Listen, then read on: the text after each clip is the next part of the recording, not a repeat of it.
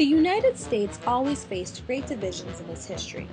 In the 18th century, the division was between the Patriots and the Loyalists. In the 19th century, the conflict was about slavery, and the abolitionists and slave owners differed greatly on the system. At last, in the 20th century, the great confrontation was between the rising fundamentalists and the modernists/liberals. The rapid modernization of the nation and increasing departure from the church created a group of conservative Christians called the fundamentalists, who believed in the literal, straightforward version of the Bible. From colonial days, though founded wholly as a Protestant unit, America was always visibly split in religious interests. The northern and New England colonies were mostly founded on the basis of religious purpose. Alternatively, in the South, Virginia and the Carolinas were founded for agricultural profit and weren't as centered on the church. The North went from the once victorious religious leader of the nation to the modernized liberal industry booming giant, while the South turned into the old-fashioned, rural, fundamental Bible Belt. How did a simple theory posed by a British naturalist cause such mayhem in the worlds of religion, politics, and education? The critical climax of the subject matter would occur in the summer of 1925. The forces of science would be arrayed against the proponents of religious fundamentalism. The swift innovation of America frightened many religious Americans alike.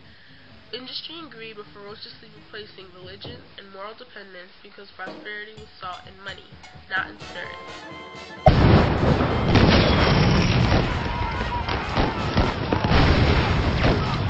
The First World War had caused the most bloodshed than any other war up to date because of the technological advancement of human and machine warfare. The devastation and slaughter had convinced many Christian Americans that the apocalypse, as described in the book of Revelation, was nearing, as the country was sinking deeper into sin.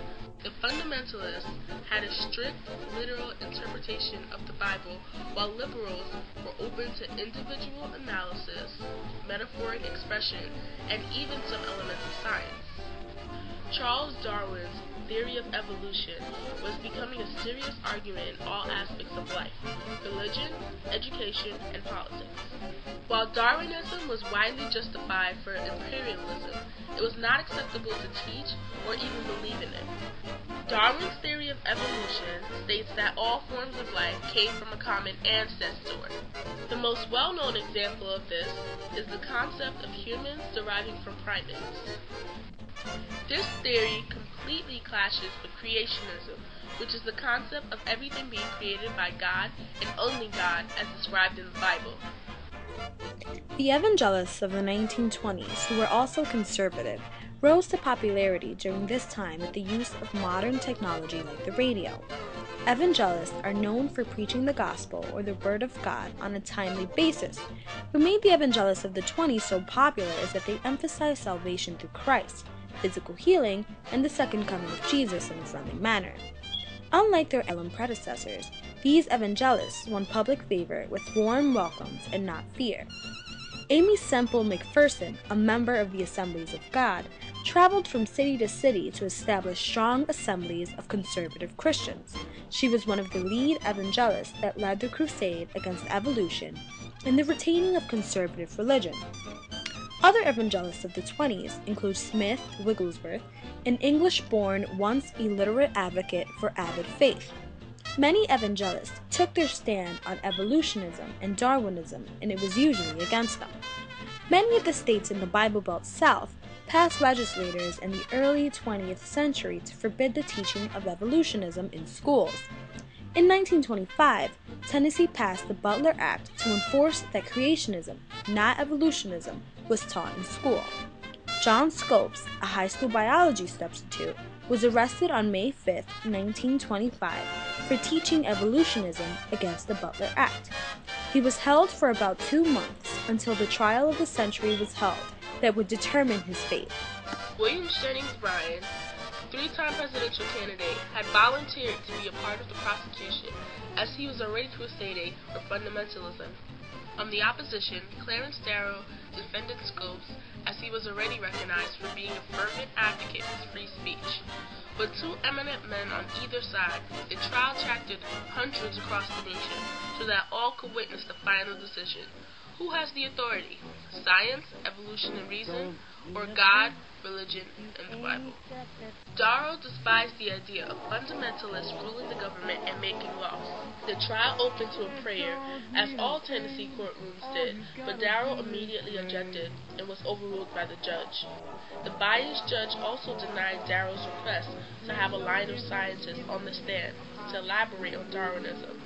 When his request was denied, Darrow did the unthinkable and called Bryant to the stand to question him on the contents of the Bible. His intentions were to make Bryant, as well as fundamentalism as a whole, look foolish in their belief. Does the statement the morning, the evening were the first day, and the morning and the evening were the second day mean anything to you? I do not think it necessarily does. You do not? No. Then when the Bible says, for instance, and God called the firmament heaven, and the evening and the morning were the second day, that does not necessarily mean 24 hours. I do not think it necessarily does. When Bryant couldn't properly justify the meaning of a day, the fundamentalists did indeed look foolish, for now liberal and metaphoric interpretation was incorporated into a fundamentalist argument. If the trial was conducted in a non-biased setting and wasn't so publicized, Bryant would have definitely lost some points for his statement, and the defense would have had a chance of actually winning. At the time, most had declared Darrow the clear winner after Bryant's unstable response. However, the next day, the judge erased Bryant's testimony from record. Scopes was found guilty and fined $100, which was later repealed. Nevertheless, the media portrayed the defeat belonging to the fundamentalists, so to say that old-fashioned religion didn't work in the modern world, and that the trial only further proved that mindset. The modernization of America had forced its citizens not to look at its relationship with God in a rigid and strict light, but in several different viewpoints.